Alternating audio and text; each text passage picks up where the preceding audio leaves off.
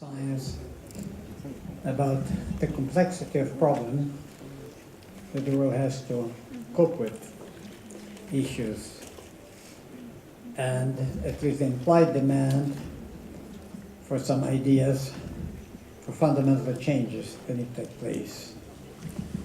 Implied demand also means really, and what they had, at least in their minds, they're not perhaps articulating also that way, because that was my role to try to mention that, is implied demand for a new paradigm. They talked about different paradigms, but in this case, it was a question of a new paradigm that would really change fundamentally the way people relate with each other, the way people behave, and why they behave the way they behave.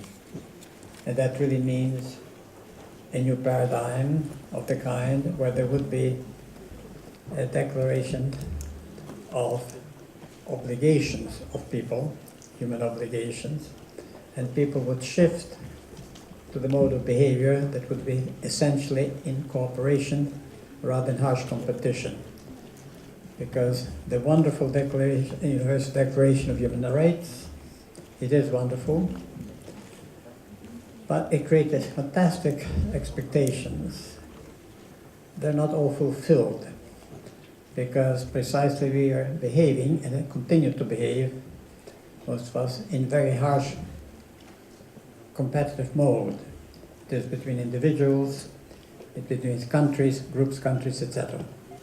So even within countries that were quite, let's say, economically well off, that in principle should have been able to satisfy all these human rights, or ascertain all these human rights for all their citizens, they couldn't do it. The governments were overburdened, and they couldn't do it because it only the better off, the wealthier, could ascertain their rights. For example, access to quality education for their children, and access to healthcare, etc.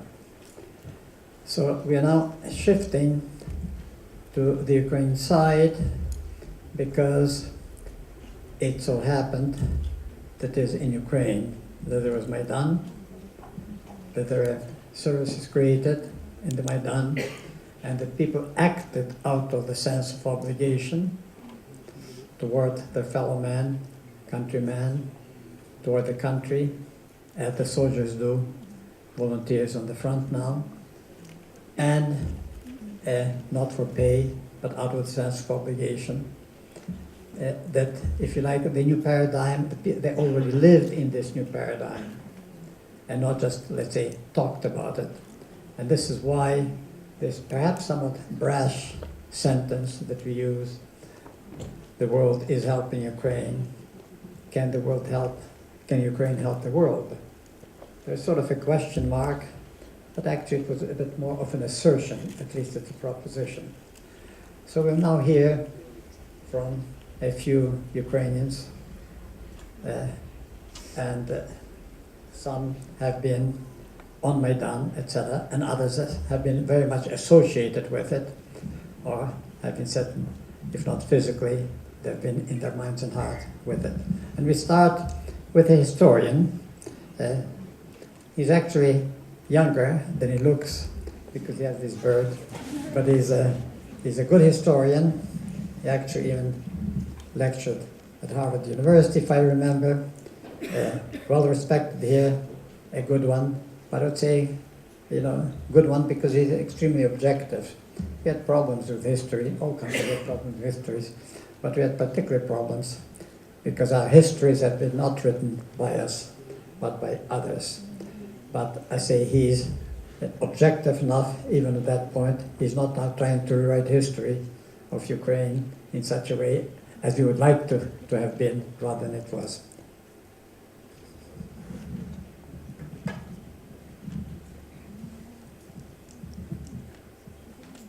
I hope it works, sometimes it doesn't.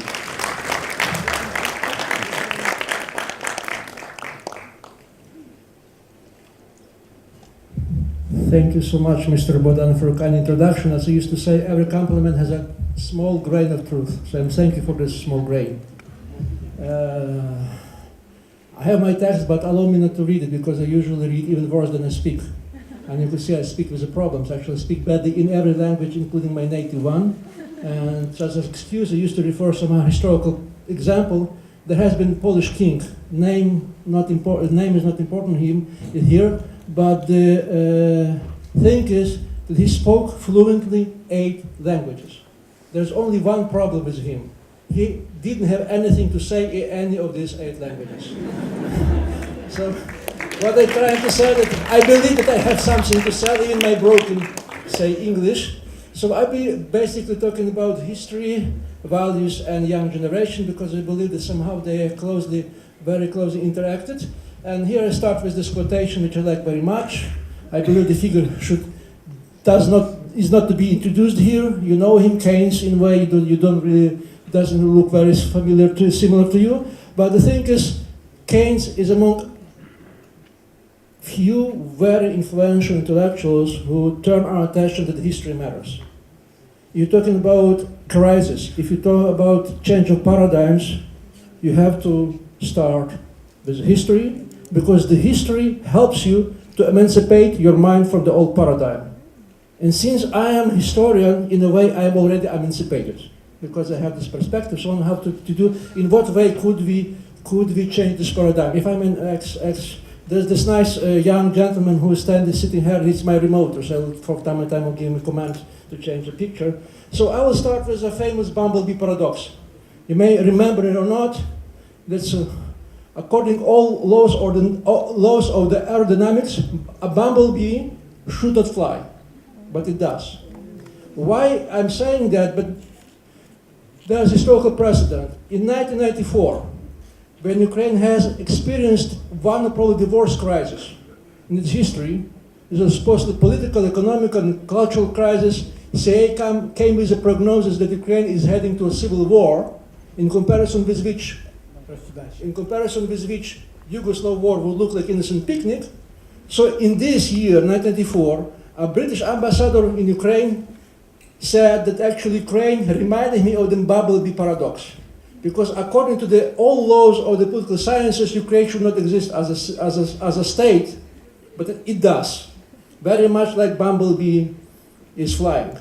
So what I'm saying here, it's not a problem of the bumblebee that he flies, it flies. It's a problem of the law of dynamics, it has to be changed. There's something wrong with the understanding of bumblebee, and there's something essentially understanding of what Ukraine is. So I'm a historian try to do it in history, because I believe to understand better Ukraine nowadays, we have to start asking different set of questions that we used before. But as a professor, I used to show it to the students. Probably know, this is very famous one. You're talking about the change of paradigm.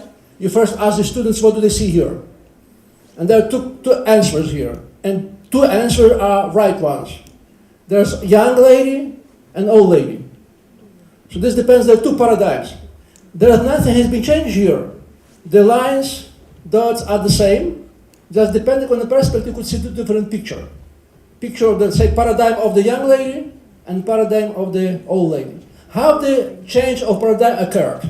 This is again, according to the Hans Kuhn famous theory of the science revolution, what it basically says that to have a change of paradigm, you have to accumulate a sufficient number of mistakes to see the old paradigm really doesn't work.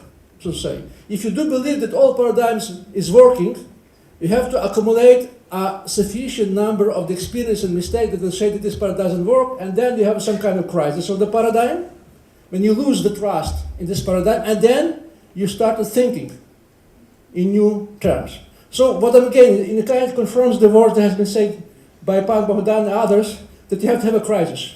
Without a crisis, there'll be no paradigms. And say crisis is very helpful. So my statement would be that actually, since the 25 years of Ukrainian independence, we had sufficient accumulation of errors to understand our old understanding of Ukraine doesn't really work. I have to shift to a new paradigm. And since I'm thinking historically, I'm putting myself question where this first error happened. When could it track? And to understand that, we have to move beyond the national history. Because nothing in Ukrainian history doesn't show you when this first error happened.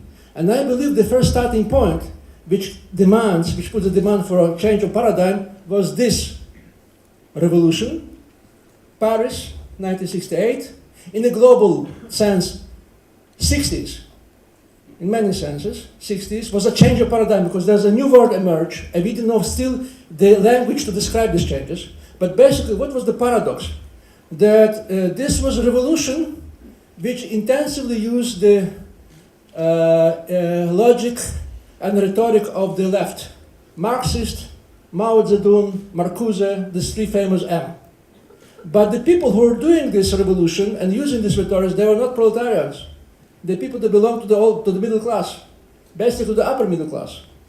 That by definition of Marx, there have to be some contributions. And vice versa, a working class in Paris, they didn't support the students. They claimed their support for the goal.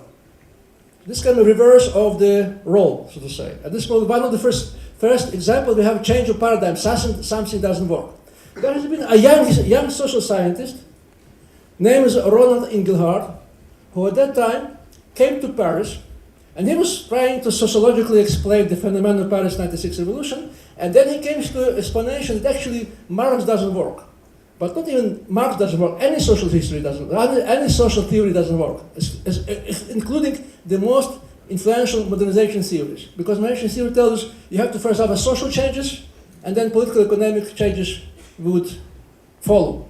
So his contention was beginning that you have to work with some kind of different things which has been overlooked, and these things are called values. The something that motivate people, which belongs to a larger sphere.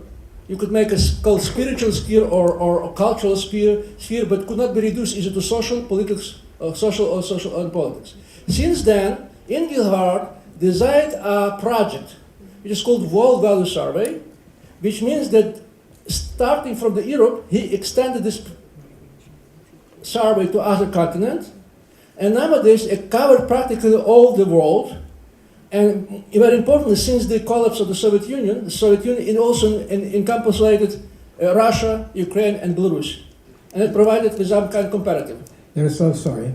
You may find it more convenient to talk to that microphone if you don't have to be close to a screen, because then you don't have to hold this, okay?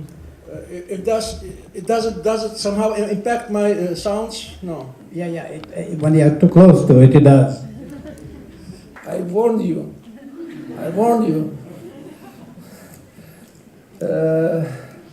So this is his project, and nowadays I want to show you probably the crucial map.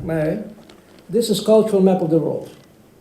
This is not the usual map that we used to see on the wall or in textbooks, which basically show, again, now is the distance, I couldn't show it because it's too far for it.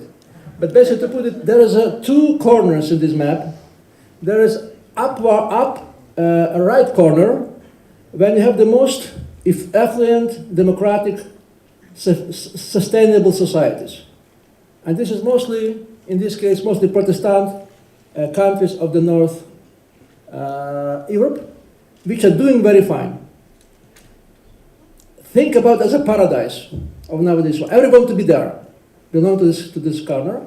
And there is the opposite corner, which is on the low left side, which has the lower GDP per capita, the lowest life expectancy, all the things that we call with the backwardness, so to put. So let's call it kind of the, hell, whatever it is. So all the countries try to escape this corner and try to move to that corner. And the place of every country of this map depends on the values. Inglehart found a way to measure the values, because values could be measured, something tangible. He put the questions like, whether you feel yourself proud when you see your national flag, how often you attend the church, would you allow a Jew to be a member of your family, or in worse than that, homosexualism. So this measure what the people really think. And this is basically questions which are very sincere. You couldn't avoid by providing some kind of ambivalent question, basically say yes or no. And by measuring the means, the average, you could put every country on this map. And what occurred here, that values matter, in a sense, that values in a way determine your GDP. In what you believe determines how you live. What is your motivation? And saying his value matters, but more importantly, what he says there, that values is something that could not be changed, say swiftly, because values, they are made by history. They are persistent to changes. So therefore, I mean, if talking about values matter, we'll say history matters. Because this is history that largely determines which country belongs to which corner in this world. And I don't know whether you could see, but this is red corner, not red corner, some byway, which is basically the place for the Ukraine, Russia, Belarus, Bulgaria, and all the countries that have an Orthodox, to say, culture. So basically, the first thing that determines the country, the place of the country, is religion. I don't mean here the rigid real estate, because we know that some societies now quite atheistic and agnostic. I mean historical religion. So it says it's no coincidence that the Protestant country is doing better. Quite coincidentally, Max Weber was right. Yeah? But you see, the most of the country who are in the bad position is Muslim country, Islamic country, and Orthodox is somewhere there. The second factor is empirical legacy matter. Legacy of empire. Somehow, a British Empire was probably the most, say, it was the best of promotion, this kind of modernization. So therefore, I wouldn't show you that, we probably will have to look on the map, but it was good empire to bring the people to some kind of good standards of life, and it doesn't matter if this is Canada, Australia, or Britain, even so they're divided by the ocean and sea, they culturally and GDP belong to the same corner. Culture and GDP, if you may say. And the third, and actually some empires were not that good. Spanish Empire, and most importantly, Russian Empire, was not so very promoting this kind of the values that we like to have. And thirdly, this is a simple rule, which is kind of finds probably funny, if not sounded that sad. If you want to be in a paradise, you better don't have communism in your history. Because communism everywhere, each country worked as a very negative force in terms of the promoting the values that are needed for a better perspective. So in a sense, if we reduce these factors, we come to a very pessimistic conclusion that there is nothing that we could do. Because the different position in this map is predetermined by our past, and we could not change the past. So what could we do? Because basically, Orthodoxy is there, communism is there, Russian Empire is there. You could not rewrite your history. In a way, historians could do, but not in the sense that we need it. But the thing is that what also this value shows that there is actually every country changes the direction, and there's some kind of change, and you will see this changes here. And most importantly, again coming to younger generation, most importantly, quite often this generation is related to the change of the generations. It's a shift of generation, change of generation, which somehow help to shift of the values. In a way, Paris 1968, 60th generation, was a great gap, generational gap. In a sense, it promoted this world that we're living in now. So what is now Ukraine position is here, if I may ask? May I, next slide. So the good news about Ukraine, that in 0 years, Ukraine made a shift. And this is a significant shift. Basically, Ukraine was living this kind of Orthodox world, was on the verge. And this is the summary before the Orange Revolution, and a few years after this, the Orange Revolution. Actually, you could compare it and you will see the shift is there. So therefore, when we are analyzing this map, we, at that time, beginning of few years after Yanukovych came to power, a few months, we were sure that Yanukovych could not stay for long in this country, because this is not his country. If he will be, say, in Russia and Belarus, which stuck in the back these values, they still very much Orthodox values, probably he will better chances, so to say. In a sense, it may help you to explain this kind of values which basically Belarus and Russia represents, helps you understand why position Lukashenko and Putin is that strong in this country. The problem is not Putin, the problem is Russia. The values that the society represents, and most importantly, and sadly so, there is a great change of the values in Ukrainian younger generation. There is not a big change in the Russian younger generation, which is help us to think that we'll reach some kind of pessimistic solution. You should not expect some basic changes, great changes in Russia for the next 20 years, because since the generation is already there, and very much it resembles to the older generation. So, in a sense, we did believe that Yanukovych couldn't stand for long because this is not his country, because the country has experienced a shift of values, and it's moving in another direction. In many senses, it was not very hard to predict Euromaidan. We were doing that. At the time, by the time, people were thinking we were naive and too optimistic. Nowadays, everybody saying that they was seeing and prognosing the Maidan thing. So this not makes that sense to say that we were the first. But basic is not the kind who were the first, but the basic idea, this is a new paradigm, to say. Some kind of the way of thinking about the country that helps you understand the country better. So now, if time is left, do you have some time? Well, not much. How much? Well, How much?